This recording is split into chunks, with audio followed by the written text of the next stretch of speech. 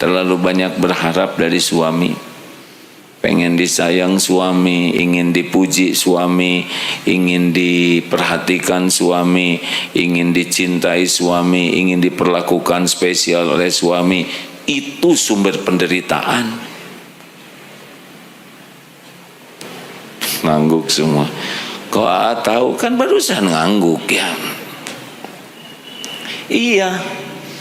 Kalau yang tawakal, suami saya adalah ciptaan Allah. Yang membulak-balik hati suami saya adalah Allah. Tugas saya jadi istri, kata wanita ya, bukan ini saya lelaki. Udah balikin aja. Tugas saya sebagai lelaki, jadi aja lelaki yang baik, jadi kepala keluarga yang baik. Perkara diterima kasihi atau tidak, perkara dihargai atau tidak kebaikan kita, perkara diingat atau tidak, itu bukan urusan kita. Serahkan aja kepada Allah. Allah ngelihat kok apa yang kita lakukan. Tidak dihargai oleh manusia, ya gak ada apa-apanya. Kenapa? Sakit hati. Karena berharap. Makanya makin berharap dari makhluk, makin tidak bahagia hidup ini. Makin tidak enak saja. Gelisah, cemas, tersinggung, sakit hati, marah, dendam, kapok, berbuat baik. Kenapa? Ya karena ini di sininya berharapnya dari makhluk. Makhluk mah nggak bisa diharapkan. Makhluk itu hanya bermanfaat kalau Allah menggerakkan. Orang tuh tidak bisa sayang ke kita kecuali Allah yang menggerakkan hatinya. Orang tidak bisa beli ke kita kecuali Allah yang menyampaikan rezeki kita lewatnya. Tidak ada yang bisa terjadi nikmat sekecil apapun tanpa izin Allah, bentuk apapun, tidak bisa. Termasuk musibah. Tidak ada musibah nyamuk kalau Allah nggak izinkan, nggak akan gigit. Ini di sini kan virus banyak nih, nggak kelihatan, bukan saudara ya, tapi saudara membawa virus begitu. Tiap orang berpeluang. Kalau Allah nggak izinkan sakit, nggak. Mati sama. Walaupun bunuh diri, kalau Allah tidak takdirkan mati, tidak. Itu ada sebuah video bapak-bapak mau bunuh diri di rel kereta api. Lagi nunggu kereta mau lewat, dia mau loncat. Udah siap-siap, ternyata ada kakek-kakek yang lebih tua jatuh. Dia jadi loncat nolong kakek itu. Pas giliran selamat si kakek itu, pas dia lagi nunggu-nunggu kereta mau bunuh diri, dia ditolong oleh yang lain, gagal aja. Kalau belum waktunya nggak bisa mati, tidak bisa mati. Kita ini kan ciptaan Allah, milik Allah. Yang hidupin kita Allah, yang mematikan kita Allah. Walaupun semua orang menginginkan kita mati, kalau Allah tidak menginginkan kita mati, pasti nggak mati kita. Harus sampai keyakinan seperti itu. Penguasa tunggal total atas segala-galanya adalah Allah. Makhluk hanya jadi jalan saja, jalan nikmat dan jalan musibah. Jangan bersandar kepada makhluk. Nah, inilah nikmat besar. Kalau kita ditakdirkan bisa patuh, jasadnya ya apa yang disunahkan Nabi kita lakukan, dan hati bulat. Allahus Samad, tidak ada celah untuk bersandar kecuali ke Allah. Waduh, itu nikmat tiada tara. Dan selain tenang, Allah cukupi ketenangan, Allah cukupi ide, gagasan, pikiran kita nanti oleh Allah akan dibimbing mengeluarkan ide-ide cemerlang. Kalau bicara juga walaupun tidak muluk kata-katanya tapi bertenaga. Rezeki udah nggak usah ada risaunya lah. Kalau orang sudah yakin kepada Allah, wa may yatawakkal 'ala Allah fahuwa hasbuh. Allah tahu keperluan kita, lebih tahu dari kita sendiri. Gak usah rewel. Kita ikhtiar sempurnakan, bukan agar Allah ngasih, karena Allah udah tahu kapan yang terbaik bagi kita, ya. Kita ikhtiar amal soleh, gak akan meleset waktunya. Gak usah ditunggu-tunggu. Allah sudah tahu kapan waktu paling pas. Gak usah, aduh kita rugi 3 juta nih, harusnya dapat 10 juta. Sok tahu ya nggak? Kalau Allah ngasih segitu ya segitu. Yang rencana jangan dianggap udah pasti rezeki kita. Waduh, keduluan nih, hanya selisih 5 menit keburu dibeli orang. Ya nggak apa-apa, kalau rezeki dia pasti dia ngambil. Kenapa kita pakai kecewa? Selisih 2 menit, makanya diselisihin 2 menit juga oleh Allah. Tuh, gara-gara macet. Enggak, emang macet itu supaya dia dapat yang lain gitu. Seperti ada yang waktunya meninggal, mau ke sini, dokternya lagi nolong yang lain, dibawa ke ICU penuh. Semuanya jadi serba terlambat, jadi aja meninggal. Sebetulnya tidak terlambat karena memang beliau akan meninggal. Jadi syariatnya itu untuk kesembuhannya memang jadi nggak ada. Dah gitu hidup mah. Harus yakin hadirin. Kalau enggak capek hidup ini. Gelisah, stres, was-was, cemas, iri, dengki, lihat yang lain, takut nggak kebagian, nggak rela orang dapat nikmat, puas orang dapat musibah. Apa-apaan hidup beginian? Apa-apaan? Allah ngebagikan rezeki sesuka Allah, kita ikut bahagia aja. Kalau saudara kita dinaikin pangkatnya, dikasih gelar, dikasih rezeki, tinggal bahagia. Kenapa jadi dengki? Aneh. Allah yang membagi, kita yang uring-uringan. Halo? Makanya si dengki atau dengki men atau dengki lady, horor hidupnya. Jelek aja pikiran tuh. Itu umroh, bagaimana mungkin dia umroh? Dia bete gitu juga nggak ada yang ngongkosin tetep ya. Alhamdulillah. Walaupun dia blow on tetap umroh. Nah, nyebut blow on itu dengki juga. Nggak ribet hidup ini. Gimana nih kalau kita udah pasrah, ternyata yang terjadi yang nggak cocok dengan keinginan kita, ternyata yang terjadi yang sebaliknya dari harapan. Ya nggak apa-apa, sesuka Allah aja. Kita mau dibangkrutin, ya nggak apa-apa. Pasti kalau sudah pasrah itu yang terbaik bagi Allah. Gimana nanti batin saya menghadapi sepahit itu?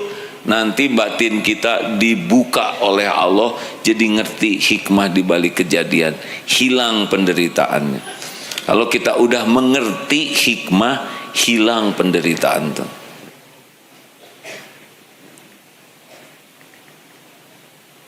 Sudah segitu saja. Saya lihat sudah ngangguk semua. Kita diberi tambahan, tidak harus selalu dengan obsesi atau apa. Enggak, kita qanaah juga ditambah nanti oleh Allah. Beneran. Kan udah janji. Tapi kalau saudara mau agresif terus, sok aja. Azan lewat, rapat lagi azan, selesai dulu rapat baru sholat. Hai, apa-apaan ya. Dunia kita lakukan yang terbaik, cuma buat jadi amal soleh saja. Dikasih, alhamdulillah, amal soleh, syukur. Ditahan, sabar, amal soleh. Diambil oleh Allah rezekinya, ridho, amal soleh. Nah gitu aja. Gimana besok? Besok saudara belum tentu hidup. Itu aja jawabannya. Bolehkah kita melakukan perencanaan untuk besok? Bagus. Bolehkah kita mengadakan persiapan yang matang untuk besok? Harus. Udah gitu doa yang banyak. Tapi besok belum tentu ada buat kita, ya. Niat jadi amal soleh, perencanaan. Gitu hadirin, nggak usah pakai stres. Setuju? Ya sudah setuju. Terima kasih. Ada pertanyaan? Silakan. Gitu dong, jangan suka nyusahin ya. Udah diam aja, walaupun ada yang mau ditanyakan, kasihan udah capek dari tadi gitu. Jadi jamaah deh, jangan bikin masalah baru ya. Buat tamu nih, tamu mau nanya enggak? Nanya apa? Siapa namanya? Agim. Beres gitu. Kalau nanya tuh yang ringan, sederhana ya. Ada pertanyaan serius? Tidak ada? Terima kasih. Terima kasih, tamu ini hanya yang rombongan. Mau apa deh? Mau nanya, boleh sebelah sini dikit? Mikrofonnya, kabelnya terbatas. Ini pengumuman santri karya, besok kita tausiahnya di DOM ya. Artinya besok kita hari kebersamaan olahraga. Yang mau lari, yang mau jalan, yang mau sepeda, saya temenin ya. Yang minjem sepeda, yang dikasih hadiah sepeda udah ratusan, jangan dijualin aja. Sini, kumpul besok buat sepeda, datang lebih awal ya. Kalau menyenengin AA yang udah dikasih sepeda, yang punya sepeda bawa. Nggak mungkin cuma 125 sepeda, ada 500 ya sepeda. Kemaranan nih. Ya waktu Covid katanya dijual. Lanjut. Assalamualaikum warahmatullahi wabarakatuh. Waalaikumsalam warahmatullahi wabarakatuh. Izin bertanya, pertanyaan saya ini didasari dari saya melihat kajian singkat di YouTube terkait pertolongan dan petunjuk Allah. Setelah saya renungi, ternyata semakin umur bertambah, masalah pun semakin bertambah. Namun mengibaratkan pertolongan dan petunjuk Allah itu seperti melapor ke masuk hutan gitu. Jadi melapor apa? Ini melapor ke penjaga hutan. Melapor ke penjaga hutan. Iya. Jadi nanti itu akan ada bedanya yang melapor kepada penjaga hutan, karena penjaga hutan itu tahu banget tentang tentang hutan.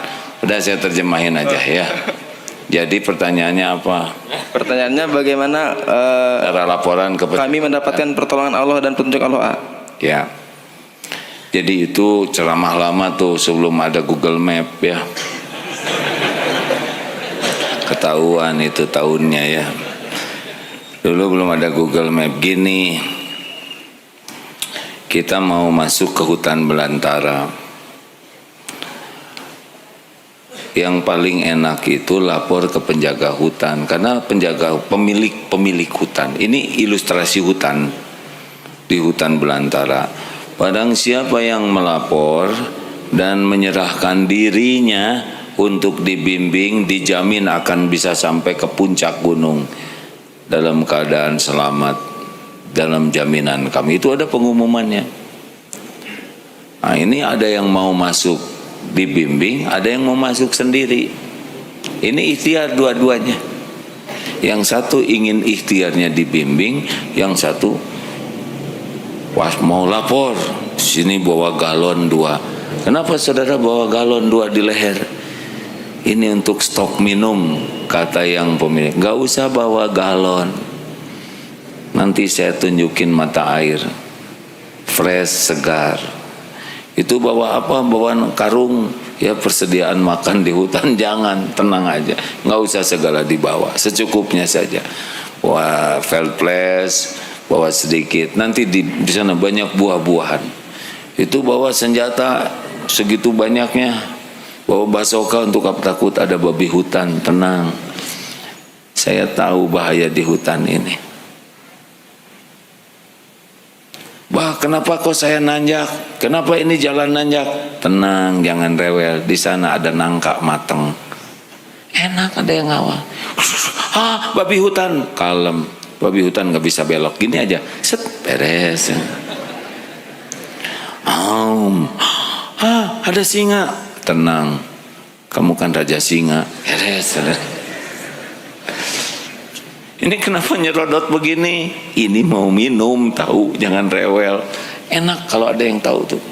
Bayangkan dengan yang masuk hutan tidak mau dibimbing. Segala diangkut, tegang setiap waktu. Oh, apa tuh? Babi hutan, lari. Padahal duren, jatuh. Aduh, apa yang ngasih ilmu itu kan? Tidak boleh. Tidak boleh bersandar ke gaji. Makanya yang bersandar ke gaji, bukan lemak, gaji. Apa gaji bahasa Indonesianya apa gaji? Upah. Oh, masa upah ada kurang wibawa ada kan? Pokoknya mah gaji lah. Jangan disandari. Waduh, nanti kalau pensiun gaji saya kecil. Yang membuat sengsara itu prasangka seperti itu. Apa-apa, gaji kecil tidak ada masalah. Yang penting apa? Penghasilan besar. Yang penting cukup. Dari mana aja. Kalau ngandelin gaji, ini santri karya Darul Tauhid yang 1.300 ini sudah wafat. Masa gaji 3 juta, 1,5 juta anak 5, nggak jelas pisannya. Dari mana aja rezeki. Makanya nikmat besar dari Allah sesudah jasad kita bisa taat adalah hati kita lepas dari berharap siapapun selain ke Allah. Itu nikmat. Nikmat besar. Kalau kita dicopot oleh Allah tidak ngarep apa-apa dari makhluk, itu merdeka. Seperti kita sekarang jualan, kita dagang, kita harus yakin seyakin-yakinnya bahwa rezeki itu Allah yang mengatur. Pembeli itu tidak selalu membawa rezeki kita, tapi setiap pembeli adalah ladang amal kita. Mau jadi beli atau tidak beli sama bagi kita. Dua-duanya ladang amal. Kalau kita mau baik kepada konsumen, baik saja sebagai amal soleh. Bukan baik supaya dia beli. Mengerti? Bagi kita berbuat baik, memberikan penawaran yang baik, menjamu, bukan supaya orang beli.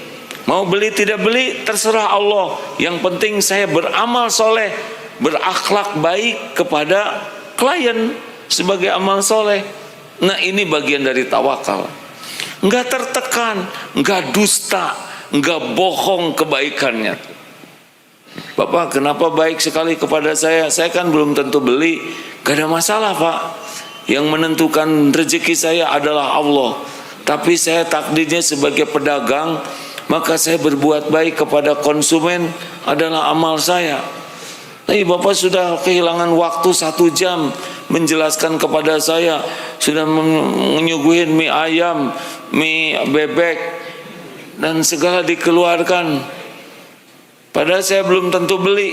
Gak ada masalah Pak, gak ada ruginya. 1 jam udah dihitung oleh Allah.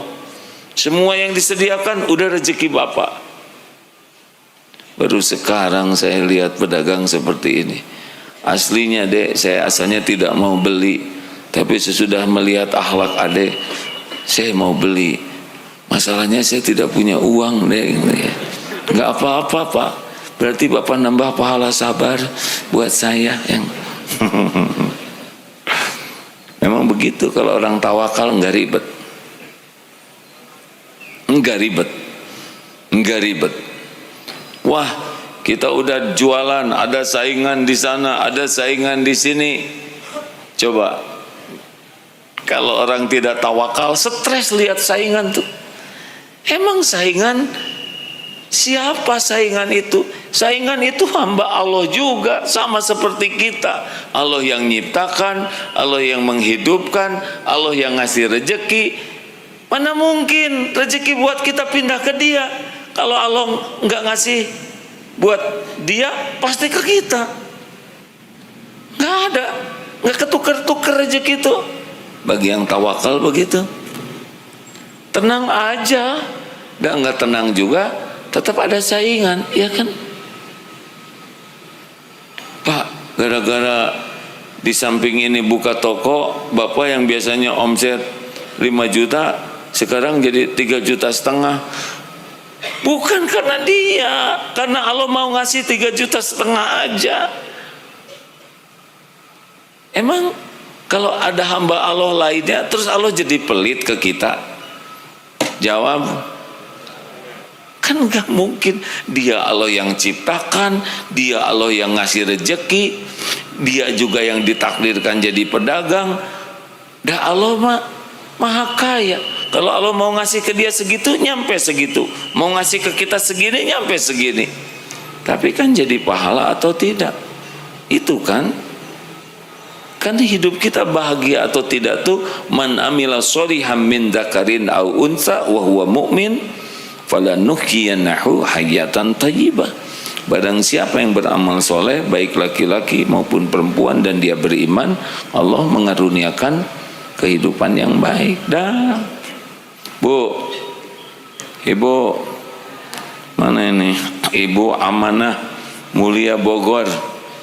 Yang mana? Cing tawakal ya Bu ya.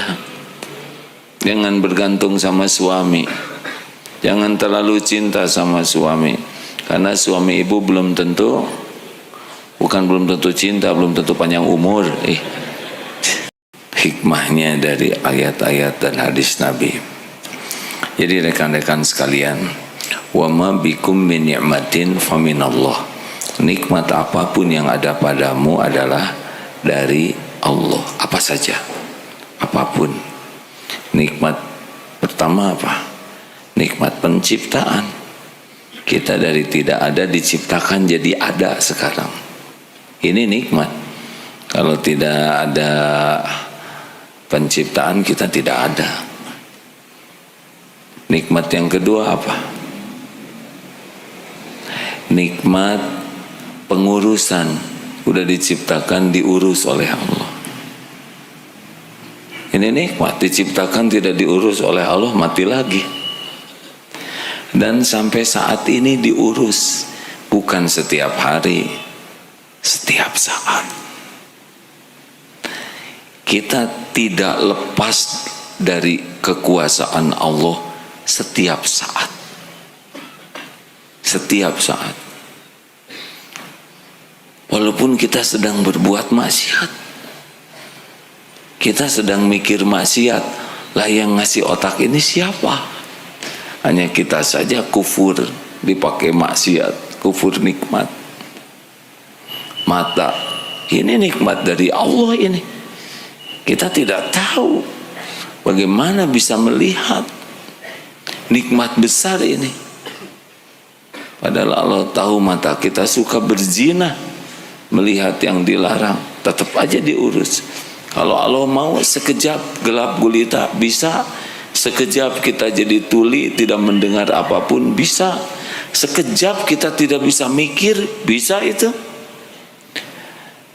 Tidak usah ngitung menit hadirin kalau Allah mau menghilangkan pikiran kita. Allah lah yang memberikan otot ini. Kita tidak tahu bagaimana punya kekuatan seperti ini. Allah yang mengatur tubuh kita, mendetakkan jantung, mengalirkan darah setiap saat, bukan hanya 1, 2, entah mungkin triliunan nikmat, karena setiap sel itu juga diurus oleh Allah. Sedang tubuh ini terdiri dari triliunan sel. Kalau satu sel itu bisa hidup bisa berfungsi, merupakan nikmat dari Allah, berarti setiap saat kita mendapatkan triliunan karunia. Jadi kalau kita bisa sholat seperti ini, pasti ini merupakan karunia Allah. Kita sedekah, uangnya dari mana? Dari Allah juga. Kita dipertemukan dengan orang yang memerlukan, siapa yang ngatur? Allah juga. Kita, kalau setan kan menakut-nakuti kita dengan kemiskinan, tapi oleh hidayah Allah kita bisa sedekah lepas uang, itu juga pertolongan Allah. Jadi setiap saat kita ini bisa berbuat, itu karunia Allah. Makanya kalau orang oleh Allah dimudahkan untuk taat, itu nikmat besar. Tapi tidak semua orang yang lahirnya taat, seperti yang sekarang ke masjid kita ini, hatinya pasrah. Tidak semua. Ada yang badannya taat tapi hatinya bersandar kepada selain Allah. Ada yang bersandar ke ilmu, bersandar ke pengalaman, bersandar ke relasi, bersandar kepada aset, bersandar kepada gaji, bersandar kepada jabatan, bersandar kepada kemampuan. Ada yang bersandar kepada ikhtiar.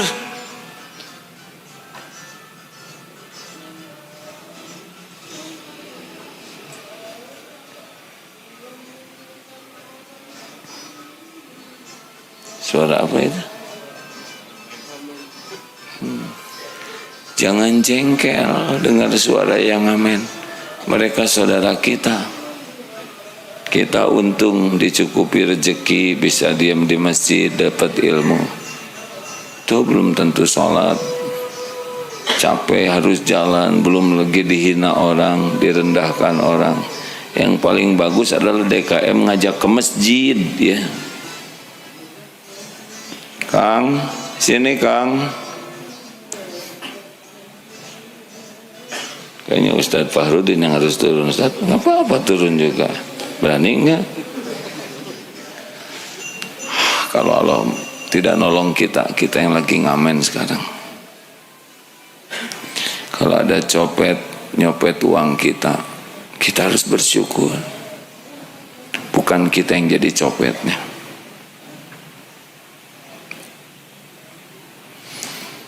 Ya sudah, itu hikmahnya. Kan berhenti juga, benar.